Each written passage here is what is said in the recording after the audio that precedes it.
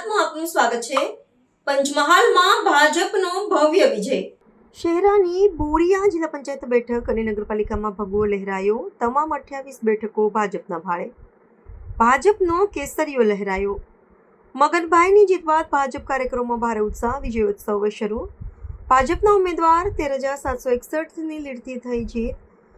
બોરિયા જિલ્લા પંચાયત બેઠક પર કોંગ્રેસ અને આપના સુપડા સાપ બંને ઉમેદવારને 1,214 માત્ર ને માત્ર વોટ મળ્યા।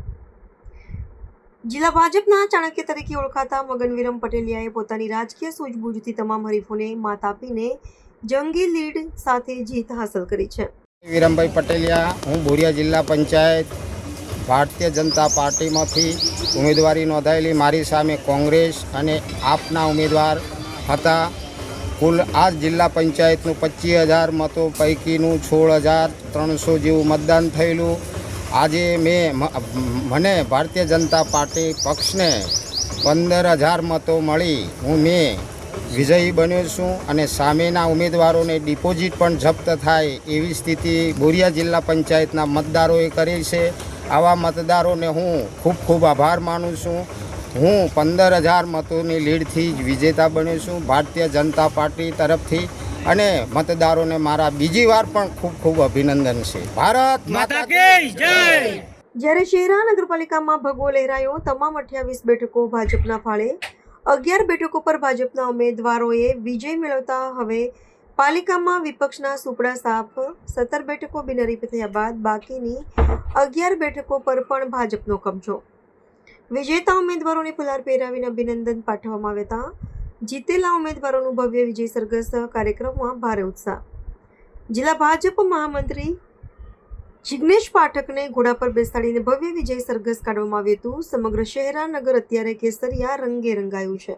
આજ રોજ શહેરા નગરપાલિકામાં વોર્ડ નંબર 2 માં 2 ઉમેદવારોની ચૂંટણી હતી। વોર્ડ નંબર 3 માં 3 ઉમેદવારોની ચૂંટણી હતી।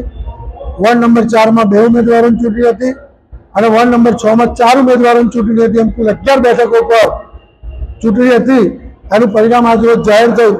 11 બેઠક ભારતીય જનતા પાર્ટી જીતી અને અગાઉની 17 બેઠકો બિનહરીફ, એમ 28 બેઠકો પર ભારતીય જનતા પાર્ટીનો શહેરા નગરપાલિકા પર આજ રોજ ભગવો લહેરાઈ રહ્યો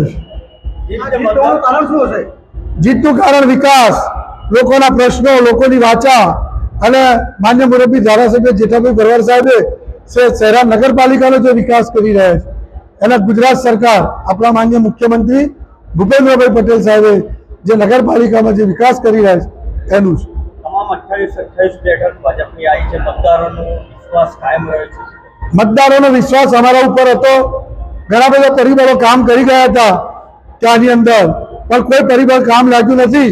જ્યાં પ્રજા જેની જોડે હોય ત્યાં નેતાઓને કે કોઈને કંઈ તકલીફ પડતી નથી, પણ જ્યારે પ્રજા નારાજ હોય તેનું પરિણામ દરેક જણે ભોગવવાનું હોય છે। પણ આજે શહેરા નગરની પ્રજા અમારા પર ખુશ છે અને 11 સીટ અમને આપી। 28 કોઈ વિરોધ પક્ષની વાચા જ નથી રહી એવી સ્થિતિમાં શહેરા નગરપાલિકા છે। तो व्हाट्सएप, ट्विटर, फेसबुक, इंस्टा जहाँ भी आपका अकाउंट है इसे शेयर बटन के द्वारा वहाँ पर शेयर करें।